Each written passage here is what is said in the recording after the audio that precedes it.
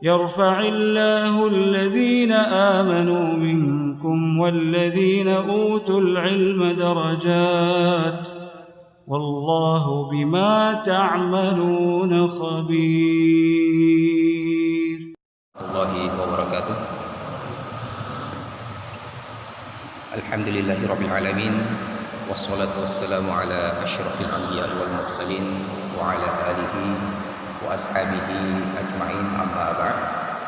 Ikhwani sekalian yang dirahmati oleh Allah Subhanahu wa taala, pertama-tama kita bersyukur kepada Allah Subhanahu wa taala karena senantiasa kita diberikan nikmat iman dan nikmat Islam.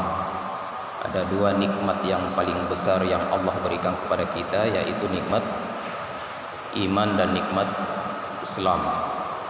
Karena kalau seandainya Allah mencabut kedua nikmat ini, maka kita menjadi orang yang paling merugi di dunia dan di akhirat.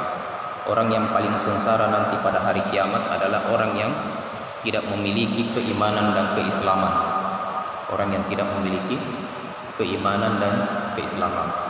Maka kedua nikmat ini adalah nikmat yang paling besar. Adalah nikmat yang paling besar. Kemudian ada dua nikmat juga yang besar, yaitu nikmat kesempatan dan kesehatan. Kelebihannya apa? Karena sekiranya Allah mengambil kesempatan dari kita sehingga kita menjadi orang yang paling sibuk, maka kita tidak bisa beribadah dengan baik. Cobalah antum kalau sibuk di kamar mengurus dunianya, maka antum tidak bisa datang ke masjid untuk majelis ilmu seperti ini. Ya, maka kesempatan kita melakukan ibadah itu adalah merupakan nikmat yang sangat besar. Karena tidak semua Allah memberikan kesempatan setiap orang, tidak semua. Maka kalau kita memiliki kesempatan untuk beribadah, antum memiliki kesempatan untuk thalibul ilmi dari kampungnya, dari kabupatennya, dari daerahnya, itu tandanya Allah cinta kepada kita. Jelas ya suaranya? Tidak terlalu besar. Ya. Itu tandanya Allah cinta kepada antum. Kenapa? Karena Allah memberikan petunjuk. Allah memberikan petunjuk hidayah. Ada dua orang atau ada dua cintanya Allah yang Allah berikan kepada makhluknya. Tentunya cinta ini hanya diberikan kepada orang yang beriman. Yang pertama Allah berikan di dunia, dan yang kedua Allah berikan di akhirat. Barang siapa yang mendapatkan cinta Allah di dunia, maka ia juga pasti akan mendapatkan cinta Allah di akhirat. Apa cinta Allah di dunia? Cinta Allah di dunia adalah hidayah. Adalah hidayah. Salah satu bentuk hidayah yang Allah berikan kepada kita semua adalah hidayah menuntut ilmu. Hidayah bahasa Indonesianya adalah petunjuk. Siapa yang menurunkan keinginan kepada diri antum ingin menuntut ilmu, itu bukan semata-mata dari dirinya antum, tapi itu adalah petunjuk dari Allah. Jangan antum merasa bangga bahwa saya dapat menuntut ilmu itu semata-mata keinginan saya. Tidak, akhi. Yang menurunkan keinginan itu kepada diri anda itu adalah Allah. Kenapa Allah menurunkan keinginan itu untuk antum menuntut ilmu? Karena Allah cinta kepada antum. Karena Allah cinta. Itu cinta Allah yang pertama di dunia, yaitu apa tadi? Catat ini. Hidayah. Cinta Allah di dunia adalah hidayah Allah. Karena yang Allah tidak cintai, Allah tidak akan memberikan hidayah kepadanya. Sahih amla. Mana mungkin orang yang tidak dicintai oleh Allah akan diturunkan hidayah kepadanya? Itu tidak mungkin. Maka sekali lagi, ketika semangat itu untuk menuntut ilmu selalu ada pada diri antum, maka antum istiqomah melakukan dan meningkatkan semangat itu. Paham ya? Karena semangat antum menuntut ilmu tersebut itu adalah merupakan, saya ulangi, apa namanya? Itu adalah petunjuk dari Allah. Kalau Allah memberikan petunjuknya kepada antum, anda yakin bahwa Allah memilih antum menjadi orang yang dicintainya. Kalau antum sudah paham bahwa Allah mencintai kita, maka istiqomah di atas hidayah tersebut. Hidayah itu banyak, ya. Hidayah itu banyak. Ibadah apa saja yang kita semangat melakukannya itu adalah hidayah. Ada orang yang tidak terbiasa sholat tahajud, sahih amla? Sahih. Banyak di antara kita sulit sholat tahajud, sulit sholat duha, karena sunnah. Karena terkadang orang ketika mendengar hanya sunnah, itu biasanya dianggap remeh. Sangat sedikit ya orang yang melakukan ibadah puasa sunnah Senin dan Kamis. Maka tatkala ada orang yang senang melakukan ibadah tersebut, itu tandanya Allah cinta kepada antum. Paham ini ya? Maka itu tadi, cintanya Allah di dunia adalah hidayah. Dan hidayah ini bermacam-macam Allah berikan. Terkadang ada orang yang satu diberikan hidayah berupa yang lain. Antum diberikan hidayah untuk istiqomah puasa sunnah. Yang lain diberikan hidayah untuk senantiasa murajaah Al-Qur'annya. Dan yang lain menghafal hadis. Itu macam-macam hidayah. Ada satu orang yang semuanya ada pada dia. Ibadah sholatnya juga bagus, puasanya juga bagus, zikirnya juga bagus, sholatnya juga bagus, hafalan Qur'annya juga terus lanjut, hafalan hadis juga lanjut, menguasai bahasa Arab dengan baik, berkumpul. Nah, orang yang mendapatkan seperti ini, karena setiap orang itu akan mengetahui dirinya atas kemampuannya sendiri, bahwa saya sekarang ini mampu menghafal Quran, saya mampu belajar bahasa Arab dengan baik. Maka ketika kemampuan itu kita pahami, istiqomah akhir. Jangan hari ini bagus, kemudian besok menurun. Itu hidayah yang pertama. Kemudian hidayah yang kedua adalah Allah masukkan ke dalam surga. Ini hidayah di dunia. Cinta Allah di dunia, hidayah. Cinta Allah di akhirat, masuk surga. Dan ini tentu hanya diberikan kepada orang-orang siapa? Orang-orang yang bertakwa. Antum hafal semua surat Al-Baqarah dari ayat pertama sampai ayat yang kelima. Ya. Alif Lam Mim. Dzalikal kitabu la raiba fi hudal lil muttaqin. Alif Lam Mim, terjemahannya apa di dalam Al-Quran? Coba baca terjemahannya Alif Lam Mim. Ya, nggak ada ya. Dalam kurung hanya Allah yang tahu. Maka di sini turun beberapa pendapat dari kalangan ulama. Ada sebagian ulama mengatakan Alif Lam Mim adalah huruf-huruf hijaiyah, yang disebut dengan huruful muqatta'ah, yang tidak membawa makna. Satu, dia sekedar huruf hijaiyah yang tidak membawa makna. Sebagaimana antum baca tidak ada artinya ya. Pendapat yang kedua, bahwa ketika Allah berfirman Alif Lam Mim, maka menunjukkan setelah ayat itu Allah akan bercerita tentang Al-Quran. Maka coba baca sampai di kamar.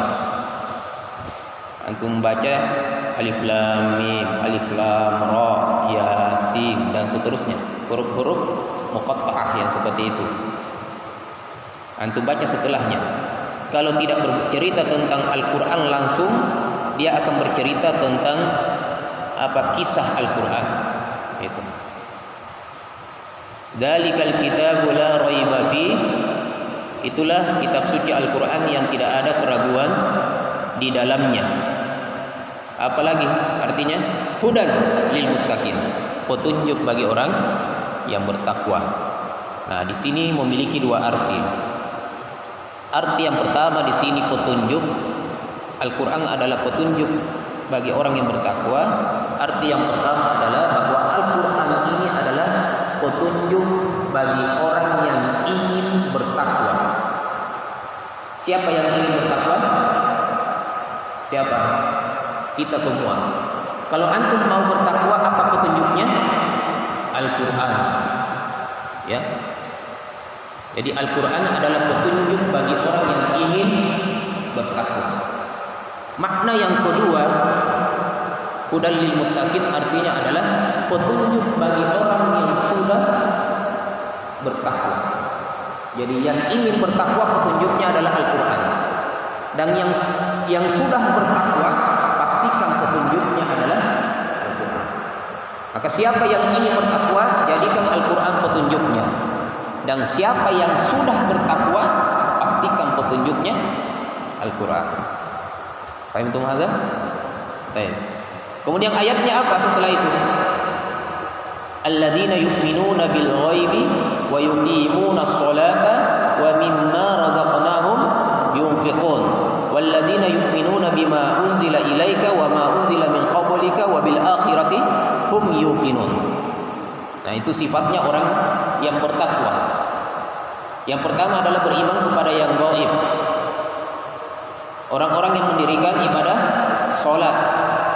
Orang yang senantiasa mengeluarkan sebagian hartanya ia infakkan di jalan Allah. Orang yang beriman kepada Al-Quran dan beriman kepada kitab-kitab yang pernah turun sebelum Al-Quran. Yang pernah turun sebelum Al-Quran. Beriman kepada yang gaib. Apa di sini gaib di sini? Siapa yang tahu? Hah? Beriman kepada yang gaib. Gaib apa artinya? Ghaba yaghibu. Artinya ghaba apa? Tidak ada, ya. Kalau di kelas ainal fulan? Mana si A? Gaib ya Ustaz. Apa artinya gaib? Tidak hadir. Tidak hadir artinya tidak kelihatan. Jadi beriman kepada yang tidak kelihatan. Nah, keimanan kepada yang tidak kelihatan ini banyak. Apa-apa yang tidak kelihatan? Allah yang pertama. Sahih amla? Gaib. Gaib artinya adalah yang tidak nampak di mata kita, yang kita tidak pernah melihatnya.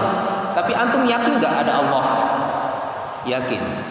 Kalau yakin kita adanya Allah, itu adalah bentuk ketakwaan kepada Allah Subhanahu wa taala. Beriman kepada yang gaib. Siapa yang pernah melihat malaikat? Pernah antum melihat malaikat? Dulu pernah ada yang mengakui dirinya malaikat. Bahkan orang itu perempuan. Pernah antum dapat kisahnya malaikat itu perempuan? Ya, mengaku malaikat.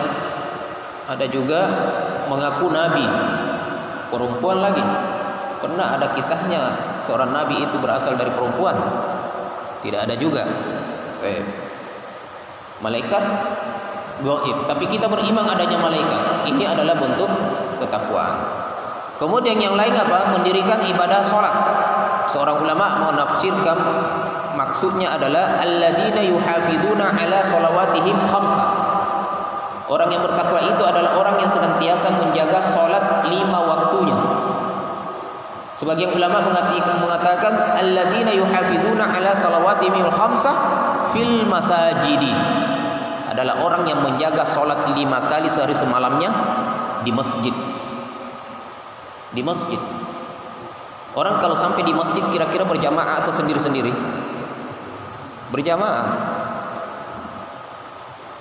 Kemudian wa mimma razaqnahum yunfiqun. Dan orang yang senantiasa apa? Menginfakkan sebagian harta yang Allah rezekikan kepadanya. Ada satu hadis antum hafal semua. Was-shadaqatu burhanun. Apa artinya? Dan sedekah itu adalah bukti nyata keimanan seseorang.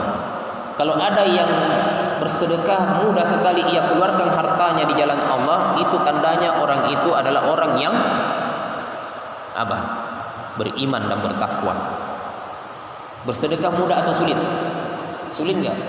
Mudah? Mudah. Bersedekah? Sulit. Sulit kan? Di antara antum di sini, dalam sehari siapa yang sudah mengeluarkan hartanya cuma-cuma 1.000, 2.000, dia kasihkan begitu saja kepada orang? Enggak ada kan? Sulit.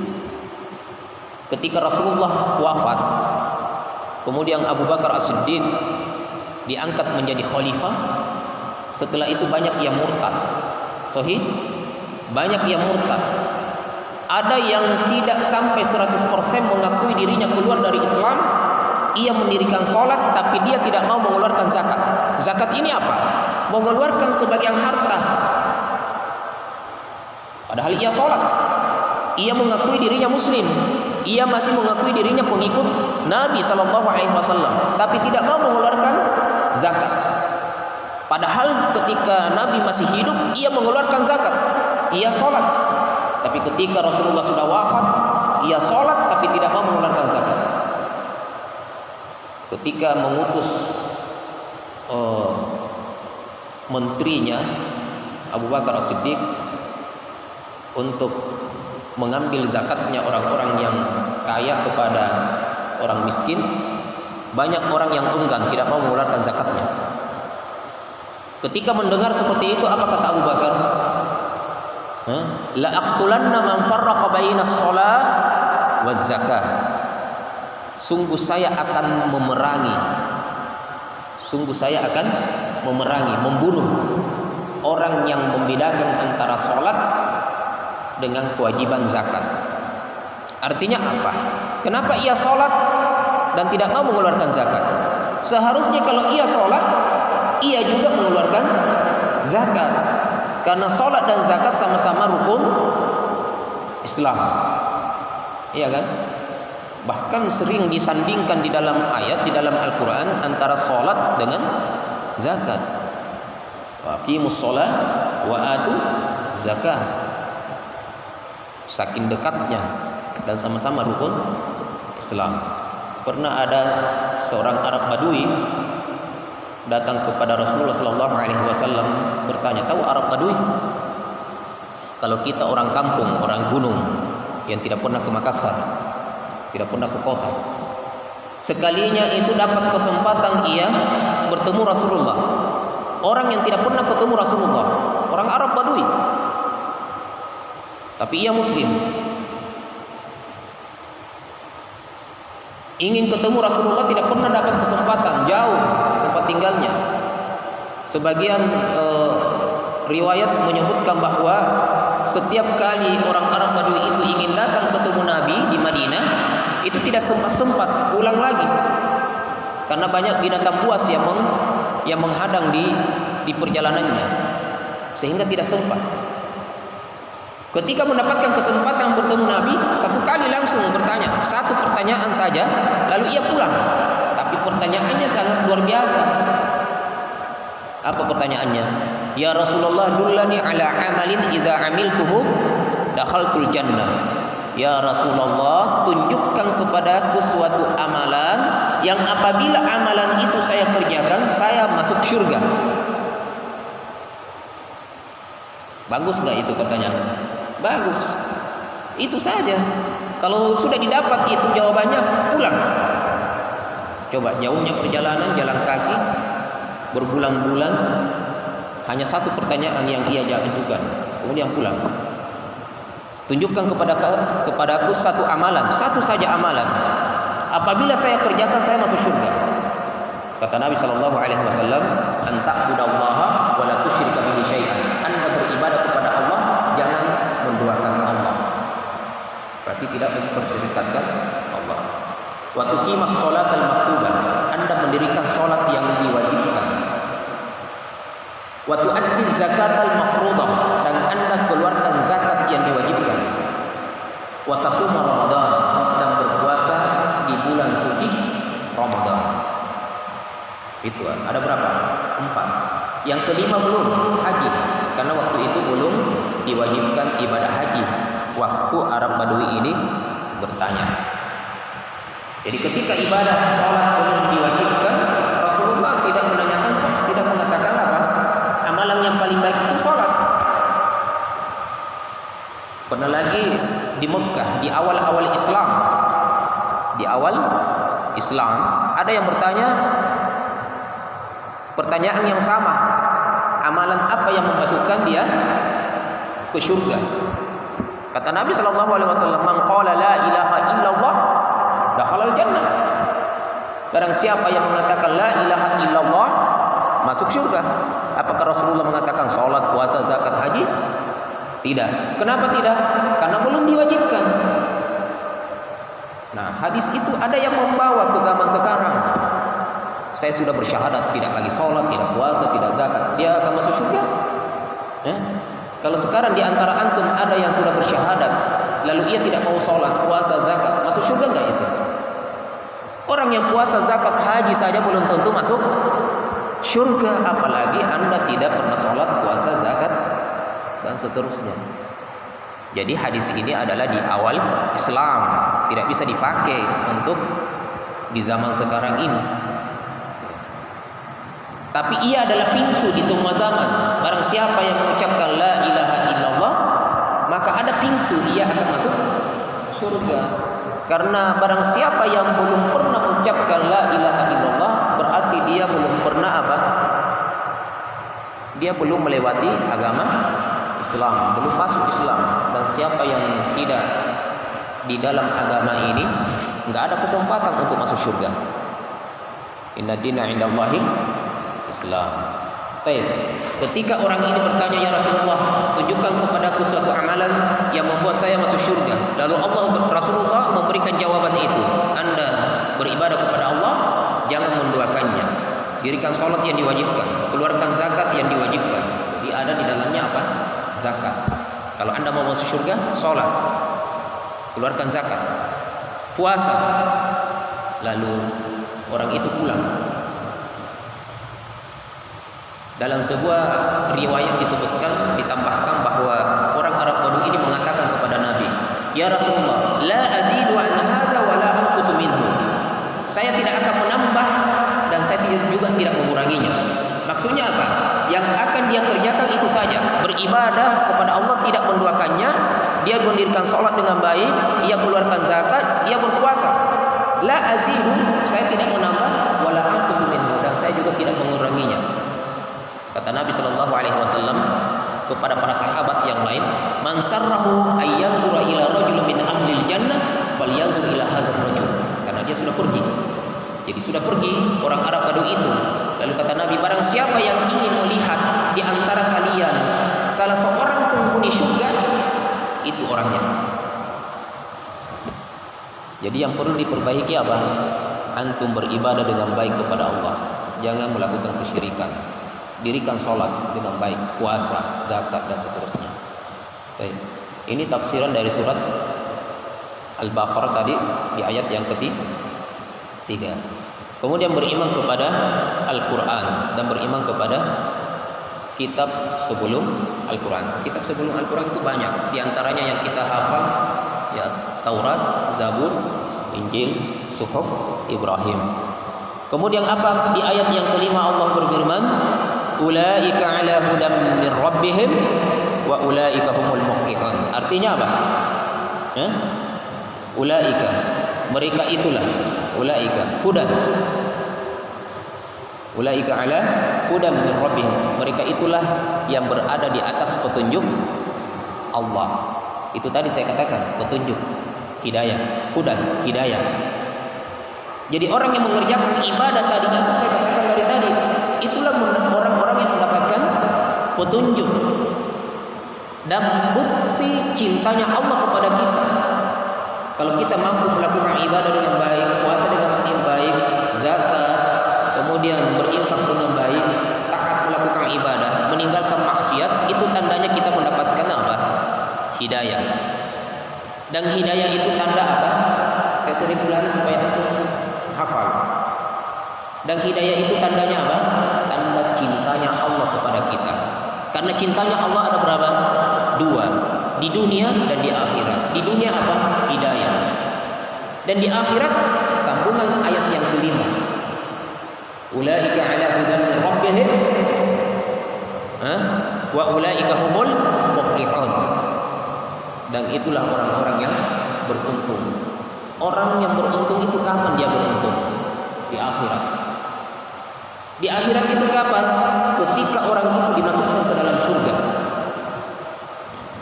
Itu tanda cintanya Allah. Bukti Allah cinta kepada kita, Allah masukkan kita ke dalam surga nanti di akhirat. Dan ini semua yang disebutkan tadi pada ayat yang ke-1 sampai ayat yang ke-4 adalah sifatnya orang-orang apa? Supaya antum tahu tafsirnya. Sifatnya orang-orang bertakwa.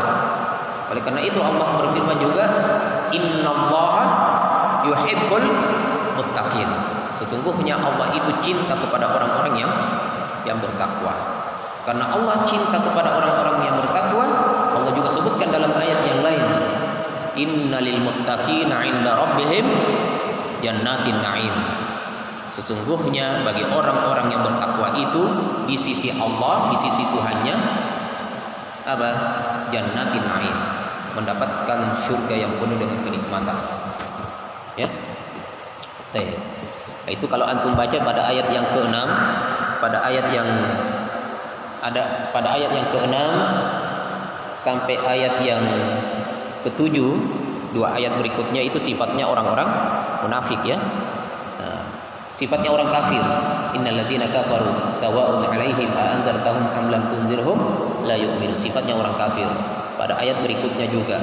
Pada ayat yang ke-8 sampai ayat yang ke-20 itu sifatnya orang-orang munafik. Sifatnya orang munafik. Ya, makanya hati-hati jangan menjadi orang munafik. Walaupun munafik ada dua. Ada namanya nifaqu i'tiqadi dan nifaqu amali. Nifaqu amali itu dari kalangan kaum muslimin. Dari kalangan kaum muslimin ada orang munafik, sahih? Dari orang muslim ada munafik. Ada orang-orang munafik. Apakah dia masuk neraka? Tidak. Tetapi bisa. Paham maksudnya? Tidak dijerumuskan masuk neraka langsung, tetapi bisa saja. Karena di dalam ayat ini kalau antum baca pada ayat yang ke-8, wa minan nasi may apa? Wa minan nasi may yaqulu amanna billahi wa bil yaumil akhir wa ma hum bimumin. Dan di antara manusia ada yang mengatakan saya beriman kepada Allah dan hari kiamat, padahal tidak beriman. Kan munafik. Ya toh? Lain yang dia ucapkan, lain yang dia yakini, itu munafik. Antum kalau baca orang-orang munafik pada ayat ini masuk neraka atau masuk surga? Coba baca berikutnya. Wa minan nasi may yaqulu amanna billahi wa bil yaumil akhir wa ma hum bimumin. Yukhadi'una Allah wal ladzina amanu wa ma yakhda'una illa anfusahum wa ma yash'urun. Fi qulubihim maradun fazadahum Allahu marada wa lahum adabun alimum bima kanu yakdzibun. Masuk neraka? Masuk neraka. Orang munafik masuk neraka. Bahkan ulama menafsirkan bahwa munafik yang disebutkan pada ayat ini lebih dahsyat nanti pada hari kiamat hukumannya dibandingkan dengan pada ayat yang ke-6 dan ke-7. Innal ladzina kafaru sawa'un 'alaihim a anzartahum am lam tunzirhum la yu'minun. Khatamallahu 'ala qulubihim wa 'ala sam'ihim wa 'ala absarihim ghishawah wa lahum masuk neraka? Masuk neraka juga. Ya kan? Itu orang kafir. Tapi pada ayat yang ke-8 sampai ayat yang ke-20 silakan baca terjemahannya, itu lebih dahsyat hukumannya nanti di neraka. Sama-sama di neraka. Tetapi lebih dahsyat daripada yang kenapa? Padahal ini munafik, ini jelas orang kafir. Karena munafik di sini bukan munafik dari amali, tapi munafik i'tiqadi. Jadi hati-hati di sini bahwa munafik itu ada dua. Munafik amali tidak divonis masuk neraka. Sedangkan munafik i'tiqadi inilah yang ada pada ayat ini, yaitu di dalam neraka kekal dan bahkan lebih dahsyat, lebih berat hukumannya daripada orang-orang kafir yang menyatakan dirinya kafir. Orang Kristen menyatakan dirinya Kristen. Orang Hindu menyatakan terang-terangan dia Hindu. Tapi ada orang yang tidak dia mengakui dirinya Muslim, padahal sebenarnya dia bukan Muslim. Nah ini lebih dahsyat. Karena memerangi orang kafir, memerangi orang yang sama-sama yang terang, ya, mengakui dirinya bukan muslim itu lebih mudah menyerangnya, sahih? Lebih mudah dibandingkan ada yang menyusup masuk ke kelompok tentara kaum muslimin dan mengatakan saya muslim padahal dia orang kafir. Ini lebih dahsyat hukumannya daripada yang terang-terang mengatakan saya bukan muslim. Nah, ini yang kekal. Tapi yang tidak kekal itu seperti yang antum sering baca apa? Ayatul nifaq, ayatul munafik salasa. Tanda-tanda orang munafik ada? Tidak, ada 3. Apa? 3 tanda ini ada enggak pada orang muslim? Ada atau tidak? Ada kan? Kalau antum mau samakan antara ini dengan yang pada ayat ini, berbahaya. Antum sudah membawa semua masuk neraka orang. Iya kan? Apa katanya? Apabila dia berkata ia berdusta. Sifatnya siapa? Orang munafik. Apabila ia berjanji, ia ingkari. Apabila diberikan amanah, dia berkhianat. Ini tanda siapa? Orang munafik. Lalu antum hubungkan dengan ayat pada surat Al-Baqarah tersebut. Walahum adzabun alimun bima kanu yakdzibun. Kalau antum masukkan ke dalam sini, wah itu antum bisa dipukul antum. Wah, Anda berbohong sama saya. Biasa enggak orang berbohong? Banyak ya? Antum mungkin sering berbohong sama temannya. Apabila dia berkata sering berbohong, dia berjanji sering sekali dia ingkari. Ada sebagian mukmin memiliki sifat itu. Apakah ia masuk neraka? Tidak bisa divonis masuk neraka. Tetapi itu adalah amalan yang bisa menyebabkan orang itu masuk neraka. Tapi tidak bisa divonis langsung masuk neraka. Karena ini adalah merupakan nifaq amali. Nifaq amalan. Amalan atau amalan? Keyakinannya muslim. Ia yakin kepada Allah, ia salat, ia puasa, tapi ada amalan fasid. Amalan buruk yang ia kerjakan. Apabila dia berkata sering berbohong, maka ia berdosa dari berbohongnya, tapi tetap mendapatkan pahala dari salatnya. Nah, itu amali. Nah, namanya apa? Nifaq amali. Kalau nifaq i'tiqadi apa? I'tiqadi apa artinya? Dari kata akidah, yaitu keyakinan. Ya. Dia berbohong, dia mengatakan saya muslim, padahal keyakinannya apa? Ia bukan muslim. Sama atau beda dengan tadi? Beda. Kalau ada yang suka berbohong dari kaum muslimin, tetapi sholatnya dia sholat, puasa, zakat, kemudian ia tetap mengimani Islam adalah agama yang paling benar, Muhammad adalah nabi saya beribadah hanya kepada Allah, muslim atau tidak? Muslim, tapi ia suka berbohong, dia munafik amali. Ya. Langsung masuk neraka. Hati-hati antum. Jangan sampai Anda munafik.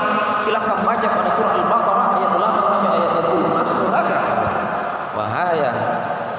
Paham di sini ya? Nah, gitulah. Makanya kita diajarkan ada namanya uslubud dakwah. Metodologi dalam menyampaikan mendakwakan Islam. Itu ada sekali. Sampai jam berapa? Berapa menit lagi? Azan? Ya? Lewat berapa? Masuk nih? Belum ya? Oke. Kasih kode ya kalau kita masih di sifat orang yang bertakwa ya. Saya tidak masuk di sini jadinya. Apa tadi? Bahwa Allah memiliki 2 cinta kepada orang-orang yang beriman. Yang pertama adalah di dunia hidayah, yang kedua adalah di akhirat surga. Maka ini menjadi bekal. Antum sering baca di dalam Al-Quran surat Al-Baqarah ayat 197. Surat apa? Al-Baqarah ayat 197. Wa tazawwadu fa inna khairaz zadi taqwa. Dan berbekallah kalian, sesungguhnya bekal yang paling baik itu adalah bekal ketakwaan. Bekal ketakwaan. Sampai Nabi mengatakan, "Wa may yatazawwadu fid dunya yanfa'uhu fil akhir." Barang siapa yang membuat bekal takwa di dunia, bekal ketakwaannya itu akan bermanfaat nanti pada hari kiamat. Bekal ketakwaan yang mana? Antum baca baca pada surah Al-Baqarah tadi. Jadi begitu akhirnya antum kalau mau belajar, antum baca mana orang-orang yang bertakwa, baca pada surah Al-Baqarah ayat 1 sampai ayat 5. Orang-orang yang beriman kepada yang gaib, ya, dan seterusnya, ya. Kemudian surat Al-Anfal juga di ayat awal-awal ayatnya ada juga di sana sifat-sifat orang. Sampai kata Nabi, ya, barang siapa yang membuat bekal ketakwaan di dunia, bekal ketakwaan itu akan bermanfaat nanti pada hari kiamat. Nabi juga pernah bersabda, ya. Nabi juga pernah bersabda yang diriwayatkan oleh Imam Ahmad dan Imam At-Tirmizi. Hadis ini adalah hasan. Mengatakan ittaqillaha haitsuma kunta. Bertakwalah kepada Allah dimanapun Anda berada. Ya. Apa sambungnya? Wa atbi'is sayyi'atal hasanata tamhuha, dan ikutilah setiap keburukan dengan kebaikan. Bagaimana itu? Mengikuti setiap keburukan dengan kebaikan. Mengikuti, tahu mengikuti? Yang mana duluan ini? Keburukan atau kebaikan? Kebaikan dulu, baru keburukan. Jadi setelah sholat langsung ikutilah setiap keburukan, ikutilah setiap keburukan. Ini keburukan, ikuti dia. Paham? Ikutilah setiap keburukan dengan kebaikan. Mudah-mudahan kebaikan ini menghapus keburukan. Paham maksudnya? Artinya ketika Anda melakukan keburukan, jangan keburukan terus yang terjaga. Maksiat, hari ini maksiat, besok maksiat terus. Bagaimana bisa masuk surga? Tapi ketika melakukan keburukan, sadari, ya. Kemudian lakukan kebaikan. Niscaya kebaikan ini menghapus keburukan. Bukankah Allah berfirman, innal hasanati apa? Yuzhibuna sayyiat. Artinya sesungguhnya setiap kebaikan itu menghapus keburukan. Ya kan? Puasa Arafah, siapa yang tahu hadisnya puasa Arafah? Kalau kita puasa tanggal 9 Dzulhijjah, apa kebaikannya?